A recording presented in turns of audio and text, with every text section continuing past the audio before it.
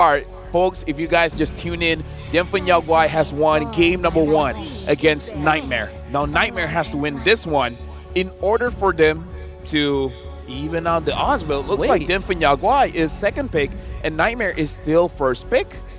That does change it up a little bit, right? Like, Cho is still good, but that means that you gotta pick it second to third. We haven't seen DFYG show that Cho in any manner. Obviously, the playstyle between the roamers are completely different in game number 1. I expect it to be as such. Maybe PC just don't feel as comfortable. So that's a minor advantage for Nightmare Esports. Something that Nightmare can consider. Going up against a pick-off comp, something like a Kaja. Either have a very tanky front line, something like a Hylos can do wonders. And if you don't want that and you want to counter-engage, then you can start considering picks like the Edith. That too, I definitely agree with those picks. Not only you have front line, but at the same time you provide a lot more control in these team fights. So the bans actually are not different at all, except for the Eve ban. Yeah. So they traded the Loyi for the Eve. Yeah, I kind of feel like here the Khalid actually was still okay. Let's see here. Something that they can consider is that maybe don't pick up the Alpha because there's a chance that the Nolan can be picked up. Not saying that the Alpha is a bad pick, but perhaps Too Easy for Lexi is more of an assassin guy rather than a fighter guy. Yeah, I think if you want to play faster, you have to start looking at Nolan. You have to start looking at Suyo in this case. They do take the Khalid first. I can get by with that. So I'm expecting a Phoveus pick once more for KelVJ. He has done wonders in game 1. In a way, I think Khalid, because you have the advantage to move early, it has to be a lot more prevalent for Oppa in that first few minutes, which was not present in game 1. But if he adjusts that, I think it would be more manageable up against the Phoveus if it gets picked. Yeah, honestly, like you pick up a very good point. The fact that we don't see the Khalid a lot does show that KelVJ not just win his lane, but he won it so hard. Something went wrong, you know? That the Khalid can't roam. So actually, you brought up a very good point in the previous conversation where KelVJ, we don't see him a lot on camera as well, but looks like he really controlled Oppers to the point where DFYG has 2 heroes that makes it a 4v5 or 3v5. Yeah, Phoveus comes back. Vexana gets picked up as well. I do like this change. Now that the Eve is gone, you still have Vexana, which is sort of a control mage in her own way. That hero was banned out in game number 1 by DFYG themselves.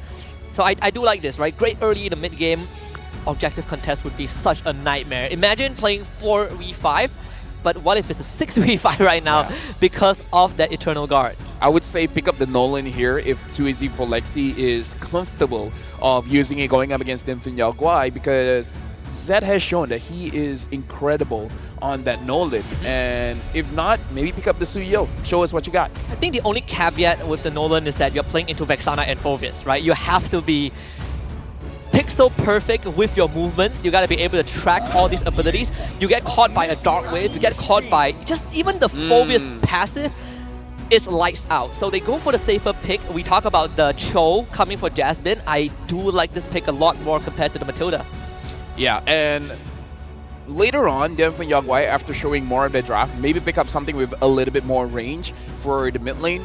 Because as strong as Valentina is, picking up that Eternal Guard, maybe something that can able to deal with Lung might be much better. Now Suyo is getting picked up, so they're looking at this Cho and they're looking at this Alpha as like, Nolan's not bad. Yeah. But Suyo's probably better. Iframes, right? Iframes, Iframes make all the difference, and technically you are slightly more beefy in the Immortal form. You got crowd control immunity with your your Blade Surge and your Quell the Evil in the Immortal form, of course. So I like the change from DFYG. They definitely put a lot of thought into how to deal with that Cho. Interesting to see DFYG has picked up all the heroes that has been nerfed. But they're strong though, they're strong though. Hey, I mean, if I win with these heroes, right, what else is stopping me? If they win with these heroes, then Munda's like, okay, I guess it wasn't enough. I mean, they did come up with a patch based off of like our public games, right? So I think, you know, that's the difference, right? You buff Fanny because she doesn't have a high enough win rate in pub games. You look at pro games, my goodness, Fanny is perma-banned even when she's nerfed. So it really shows the big difference, the big contrast. I mean, the pro environment, we got the... Yeah, let me just say, when I saw the Fanny got buffed, I laughed so hard that my neighbor complained, and then when I told my neighbor what happened, and then my neighbor laughed too. Yeah, I saw the Fanny buff, and I asked my family, like, what do you think of this? My family was like, doesn't look good, and I'm like, you're correct. Yeah. Doesn't look good at all. I asked my mom, and she's like, no. It's a bad, well, it's not a bad choice, but it's interesting. Well, at least we won't be able to see her often anyway, so I mean, in pro games it doesn't really matter, but in pubs, yeah, now that's a premier banned hero. I do like this Paramis ban though. It's very different from what, you know, Dianfeng Yaoguai have considered. They even banned a Valentina. Okay, so both these mages are mid-range heroes, which is very interesting. So, I wonder if Long still wants the Bruno here, which according to data, it really should be. Yeah. So does Nightmare actually respects that and then ban out the Bruno? I feel like you can consider, but it doesn't feel good enough. Yeah. Right? The Bruno can still take Purify, right? There's a Cho, sure, I can just take Purify and I can negate the It doesn't feel good, but yeah, you can. It doesn't feel good. Doesn't feel as good now that there's still like die potential, but it is a possibility. So they banned the Tigreal, which is a problem when you're running a Cho. You don't want to get sucked in by Implosion. Bruno, I feel like they could even leave Bruno for last. Oh, well, at least the Marksman for last, because you're on red side. Yeah, for sure. But an argument can be made. You want to see the entire draft before choosing your roamer. Kaja still doesn't feel that bad, right? Yeah. If there's a Cho, sure, I can just pull you. Yep, Bruno comes back up, no surprise. So that's 4 nerf heroes. Was Bruno nerfed? No, okay, Bruno is not nerfed, but hasn't 3 been out of changed. 4 of them has been nerfed. The Beatrix, I feel like, was fine, but I just don't know if it's Cammy's type of hero, because Cammy so far uses a lot of magic-based heroes. Has been using the Natan a lot, has been using the Harriv and such. So his Beatrix is okay, but maybe if you still want that late game, maybe consider the Natan, something that you're a little bit more comfortable with. It's a topic that we kind of brought up, we touched on just a bit in the pre-game, right? Like, does late game hero feel as good now that games end average faster? I know his preference is more towards mage and late game scaling heroes. Beatrix feels like a good balance in between, right? Yeah. Early to mid doesn't feel bad, late game absolute monster. It should be an Aurora pick for Nightmare. There's not really much choice left. The Kaja doesn't look too bad, honestly, even though there are Aurora and Cho. I mean, here's the thing. The rules of using a cash composition is who gets there first. If the Cho kicks me, good game, I lose. If I catch Cho first, good game, I win. Do they want to play that game? If they don't want to play that game, they can go for something simple like a high loss. I was talking about the Edith. The Edith still works fine here. There's a lot of options for sure. Actually, I'm digging the high loss, right? You have a guaranteed stun with the Law and Order. It's great against the 3 front lines of Nightmare Esports. It enables the Phovis so much more as well. Do they want to play that ego game? Let's see. For PCU. Yep. Wow, good call. Yeah. Hyla's been picked up here. So far for both teams, a very solid composition here. Not seeing a lot of mistakes. It really is just about the execution, where Nightmare, this time with the Cho, they can start forcing a few more fights. I'm not crazy, right? All 5 heroes. You're not crazy. I remember that something was up with Bruno, but I just can't put my finger on it. So all 5 of them were nerfed. Hey, yo. Even if it's nerf, it's super strong. Technically Husky.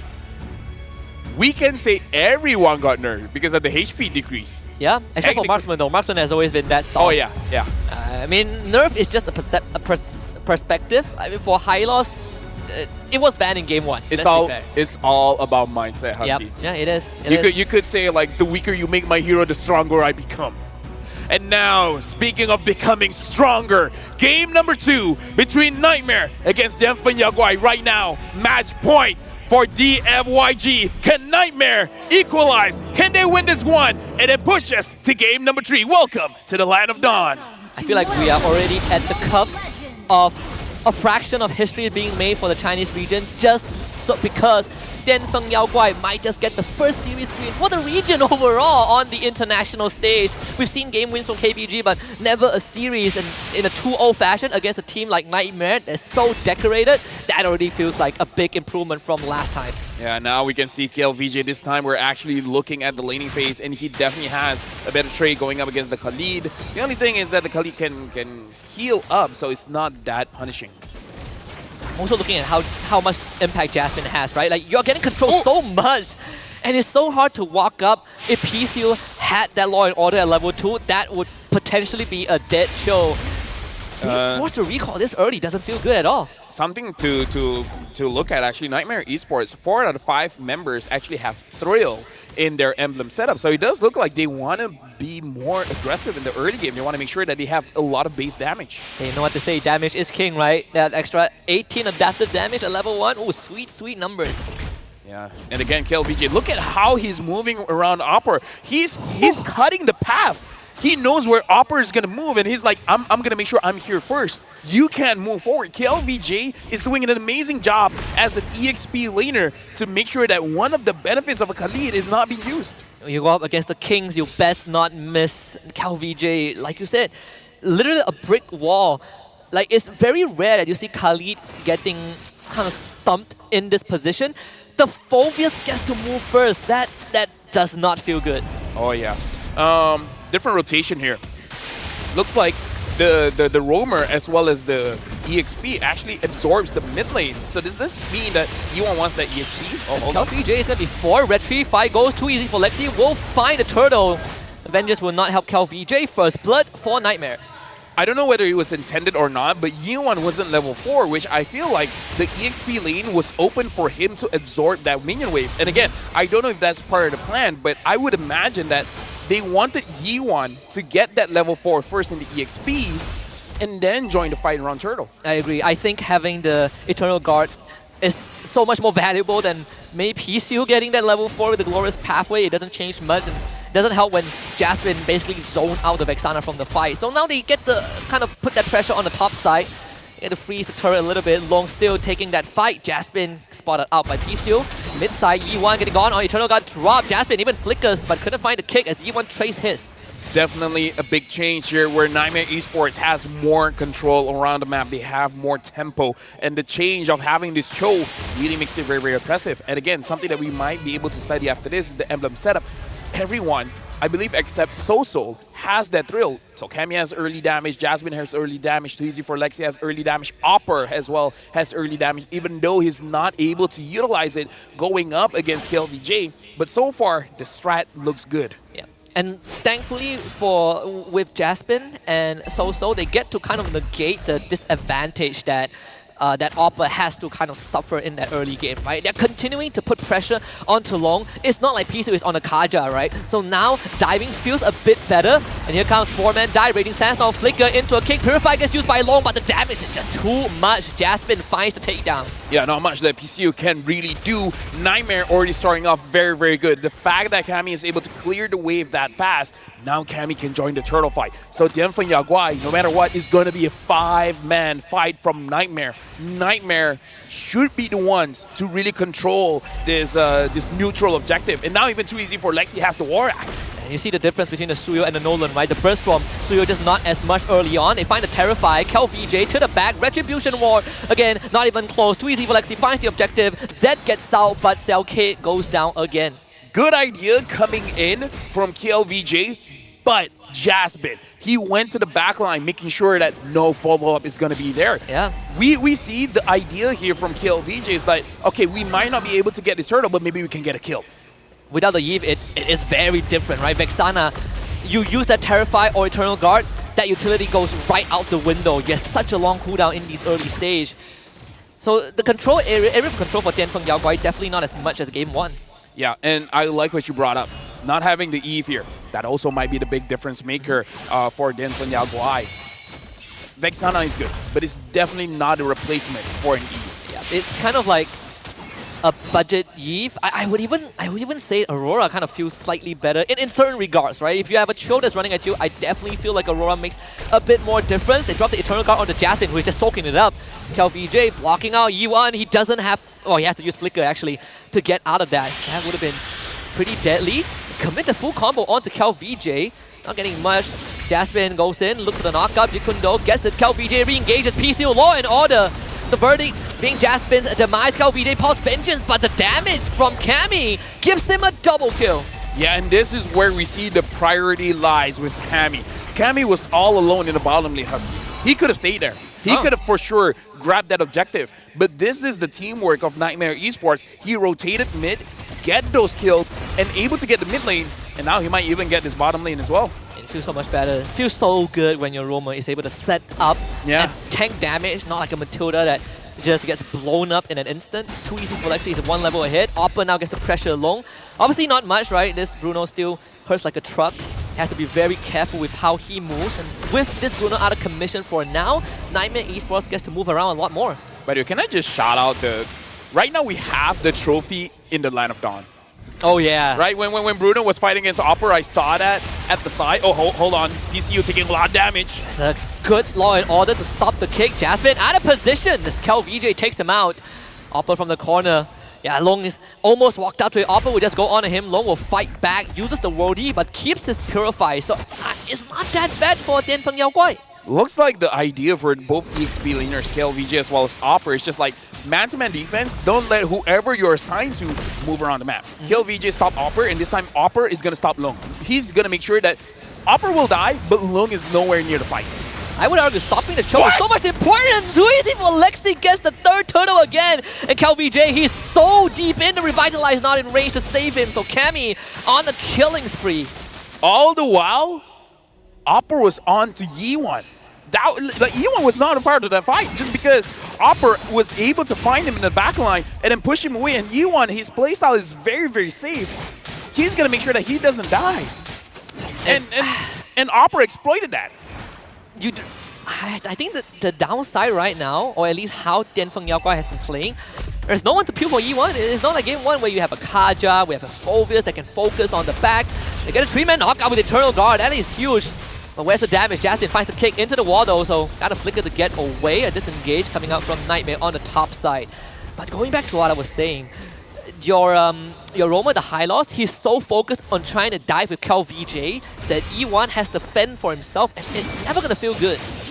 Right now, Zed going up against Opera. Opera taking quite a bit of damage, but again, Opera is building defense, so this should not be a problem for him. Looking at the itemization here, Opera, even though only has the Thunder Belt, by this time he should be able to have maybe 7 or 8 stacks. So he has quite a bit of defense here. Other itemizations as well, we can already see that Cammy, 8 minutes in, already having 2 items, the Blade of Despair as well as the Malefic Gun, compared to the Bruno, also having 2 items, the Hospital as well as the Berserker Fury. The damage is there, the range is not there for the Bruno just yet. Part of me feels like Dianfeng Yaoguai might need to change the approach to the fight a little bit. Instead of trying to dive the backline and lock them out, you might want to consider peeling for both Long and Yi1. Like, if you stop Jasmine, there is going to be Oppa, right? So there's more than one target that is going to constantly threaten this Vexan that's so important to your team fight. They're going to jump onto So. Jasmine from the back. GC will eat all of it up. CalVJ finds the mid laner, but unfortunately, no kills just yet. Long onto Jasmine, who will use the shot away. CalVJ finds the kill onto So. Long now threatened by PC will just use his body to block it up. Jasmine tries to go for the kick onto Yi1, but Long is saved, and this time, CalVJ is able to stall out the fight. Dude, it was good by Yi1 as well. As long, did you see how they managed all this dive coming in from Nightmare? Yeah. Jasmine tried to kick them. That's exactly what you need to do, right? Peel for the backline, stop the dive. The difference is there. Flicker into Raging Sandstorm. Long is now the target. Tries to heal up with the Heart's Claw. It's still a 1-for-1 trade. Can they take this Lord though? Too easy for Lexi. He has Cammy with him, but he's so low. An attempted steal, not done. Zed will not win that Nightmare with Lord. Cammy this time is having a much better game. 4-0-3. Damage dealt. Yi1 still at the top. Surprisingly, 33,000 damage dealt. Even though Yi1, more often than not, gets zoned out quite far away from the team fight. So Yi1, if he has a good setup. Oh yeah. If Yi1 and Lung is not touched, it's going to be good for Dianfeng Yaoguai. Right now, let's look at the instant replay here, even though it looks like a fight is about to start. But look at Yi1. He saw that Jasmine wanted to go for him, so he was able to control him first. And that's the big difference. If Jasmine instantly gets the Vexana, probably a different fight. I would say the focus right now is who can peel for the backline better, right? Like that fight, no one was peeling KVJ off the rest of Nightmare's backline. That's why he's just jumping around with the Infernal Pursuit. Jasmine, flicker kick onto P-Steel, they just burst him. This high loss, not part of the fight anymore. The Lord still coming in from the bot side. Dianfeng Yao Guai will have to wait for 20 seconds. Feels good. Feels good for a Nightmare there, where when you get a high loss and you can burst him down that fast, it gives you this confidence that you can fight against anyone. But at this point, Nightmare, they probably just want that holy defense, and they got it, and now they should retreat. So the good news for Dianfeng Yao Guai is that they keep inhibitors alive. They are almost 7k behind. Another thing is, Long, he needs that Malefic Gun as soon as possible. We see the difference that it doesn't feel good, like you pointed out, if you take Purify on Bruno, but it's a necessity in this game. But without the Flicker, oh boy, any Raging Sandstorm Flicker from Oppa is gonna clip him. And he needs that Malefic Gun, he needs it so fast, but he's so far from it. Oh wow, he just got it, wow. Not as far as I thought. Right now, the Wind of Nature coming in from Cammy is gonna make it much more difficult for Zed and Long to actually get that kill. So this is a very big difference. Yeah. Over 2,000 difference between Cammy and Long. Even if Long gets free hit over to Cammy, which, judging by the range of the Beatrix, will be very rare to happen, he has to be careful. If he just tunnel visions and just basic attacks all the way and not notice that Wind of Nature, that could be the game-ending fight for Dianfeng Yao Guai. How fast can you force it out is also a question.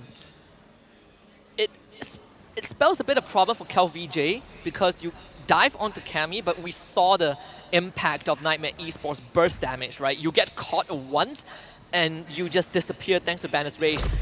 You even get the Demon Hunter Sword, so good luck being a tank if you are Dianfeng Yao Guai. Right now I'm just looking at how they're gonna win this one, but Nightmare so far, Husky has been playing very clean. Almost 7,000 gold advantage, Cammy hasn't died at all, and too easy for Alexi this time. He's able to start the fight, which is amazing, but able to peel for his backline as well. This is a different Nightmare Esports from game number 1. Yeah, but you don't have to constantly be the first one to go in. It always feels good. Jasmine wants to look for the kick, couldn't find it, but it's good enough for the team to get the Lord. And now Nightmare Esports have an angle to go in. E1, he is so split up. Flickers away to get the safety. The freeze from So takes out E1. And Dianfeng Yao Guai on the run. KVJ with the vengeance to the back. Can't even get Jasmine. That's unstoppable for too easy for Lexi. 3 kills for Nightmare. Yeah, right now Dianfeng Yao Guai, it's hard to say this, but they already got to think about game number 3 because Nightmare Esports is almost 10,000 gold ahead. And against a Beatrix, one of the best scalers in the game, this is not what you want to see. And now it looks like they want to go in mid. Maybe one last chance for Dianfeng Yao Guai, but can they hold on for 5 seconds? So P-Steel will use the Glorious Pathway to slow down the minion wave and keep himself alive. But Cammy almost finding it. Jasmine just flickers for it. Get rid of the front line, finds the kick on the E1. Jasmine sets it up. And Long will have to back off. 2 inhibitors down, but bottom one will fall thanks to the Lord. And Nightmare Esports showing their true form awaken after game number 1. Dianfeng Yao Guai will put up a final defense, but it is futile as Laos will continue this run in the first BO3. We find the equalizer. The moment the kick connects on the Vexana Husky, that's game over. Your wave clearer is done. It's out of the picture. They can end the game, and that's what they did. This time, with the Cho, they have a much more confident draft. Yeah, we saw just the most minuscule of differences. Cho instead of Matilda onto Jasmine, the signature pick, but also the shift in ban. First game, Nightmare banned Lo Yi. Yi went through and it was a nightmare for them, but now they ban Yi first phase. That Vexana just doesn't feel as good. Yeah, right now, Dianfeng Yao Guai, they really got to figure this out because this is the very first game of the Wildcard Husky, and we're going to all 3 games. And I would say both games were very dominant, which really shapes out our meta right now. Whoever gets that snowball going, hard for you to stop them. Really hard for you to stop them. Yeah, incredibly tough. I came here today. I came as well. Yeah. So someone asked me like what are my expectations, and I said that I want all 3 games, and for 2 different reasons. First of all, we don't get to see these teams often, so I want them to have the full experience and also for everyone else out there. But at the same time, I feel like because you only play a single round robin, you gotta be able to push yourself to the limit and your opponents. And for a part of me, I'm looking at Denfeng Yaoguai. Will the Chinese region fall short again of a series win now that Nightmare Esports have found the momentum? Something that I do have to say, Husky, as well, is that when you look at Nightmare, Kemi had an amazing game, but no one from Nightmare really stood out that much. And I'm not saying that as a bad thing. That shows how they play as a team, make sure that everyone does their job well to the point where it doesn't look like, oh, this single person carried everything. No, we don't see that, right? Yeah. Opper did his job by having all this crazy engage, and then once he starts to engage, Soul traps everyone in ice, and then everyone else just deals damage. Yeah, and of course, you still have to kind of give credit to how Jasmine is able to set it up.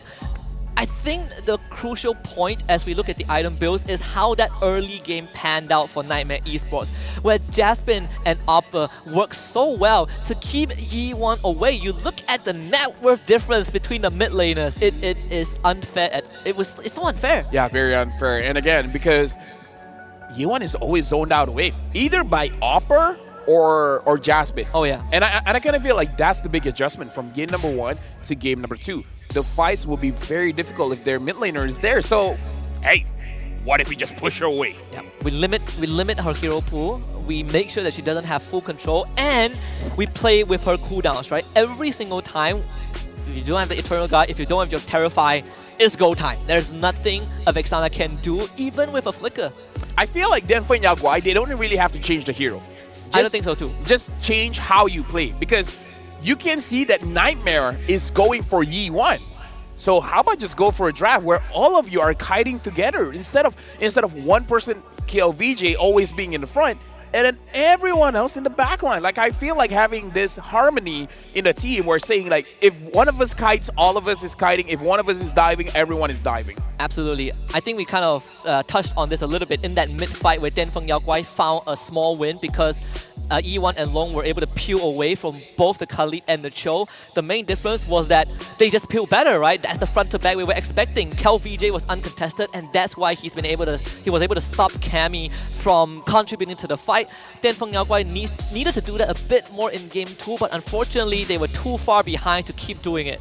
Right now we're going to look at the emblem here and look at what Nightmare is doing. 1, 2, 3, 4. 4 trills and 1 rupture. Where when we're looking at Denfeng Yaoguai, you know, a split of everything, but their emblem makes sense. It's just that we're starting to see a trend here. Nightmare, they want straight up stats, and they want stats on damage, not on defense. And at the same time, it also explains why Nightmare Esports were moving around so often and so fast on the map. 3 Wilderness Blessing on the important targets, right? We talk about the mid trio. In this case, it's without too easy for Lexi. They were able to bring Oppa along, even though it took him longer to get out of the lane. Yeah. So, is it fair to say, so far we see win or lose is coming from the mid duo? Because in this game, in game number 1, Yi1 looked great, Soul as well as Jasmine not so much. The Matilda didn't work well for game number 1. In game number 2, the Vexana didn't look all that well. So it looks like at least I honestly believe for every single match moving forward all the way to the grand finals is gonna be the same story. But at least for this season, for this match, mid duo is so important. I agree. If you can involve your jungler or sometimes your XP laner, a more mobile XP laner like Hilda, Khalid, then it always will feel good. I mean, it's a 13k, almost a 13k gold lead. In terms of buff contest, it's even in this game, yeah. But up against Asuyo, which props to Zed for not going down for like the majority of the game until that late game rolled around. He's trying his best, but you just don't have the same impact in terms of burst, right? You don't go as fast as the Nolan. Yeah, I just feel like the Chinese region, they just have to start being a little bit more disciplined around their fights, because they've been split up multiple times. Either Yi1 is split up, KLVJ is split up, makes it so that the front line and the back line are on different planets. And I don't want to see that. I feel like in the wildcard stage, if you want to be the champions here, if you want to go to M6, the fundamental of team fight has to be solid. And that's something I feel like certain teams fall into. It's like a booby trap, right? When you have a Phovis on your team, the Phovis is all about go, go, go. The moment I press Infernal Pursuit, I am deep. My head is deep in the water. I have to full commit. Yeah. I take either Vengeance or sometimes Revitalize. It gives you that false sense of I gotta keep fighting. And we saw that in game 2, where CalVJ, he's deep in, he's so committed that there's no one to help him. And that kind of allowed Cammy to just freely farm up as the Beatrix. Yeah, and the thing is, he was even able to build a Demon Hunter sword just in case if his burst damage is not enough. There's gonna be some HP percent damage. So overall, Cammy had an amazing game this time. This time, he didn't lose out against Bruno, and we were talking about the emblem where in game number 1, he went for Tenacity. Yep. This time he went for Weapon Master. It's just like, you know what? If you want to fight damage, I have damage. Yeah, and on top of that, I call my team, right? My team kept coming to the top side. I take you down once. I take that tier 1. It is over. Now you constantly need someone to protect the Bruno because Jasmine is being kind of a mosquito. Cammy is free farming. Yeah, let's look at the highlights here from Cammy and looking at what he has been doing all throughout the game. And this is the moment where he was at the bottom lane, he went all the way to mid, able to secure the kills and then secure the objective as well.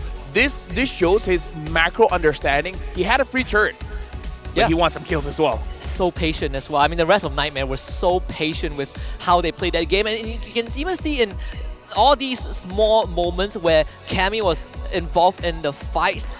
This one is probably the most even one where Dianfeng Yaoguai was able to kind of peel away the divers and allow CalVJ to do his job. But aside from that, Cammy was essentially untouched, right? Like CalVJ showed up, great, I have an Alpha to kill for me, I have Aurora to freeze him in place, and I just need to banish Rach's face. Yeah, so really in terms of what they've been doing is that Dianfeng Yaoguai, they just have to go back to basic. Make sure that they don't get punished, and then they're gonna be good. Yuan is an amazing player. Allow him to be an amazing player.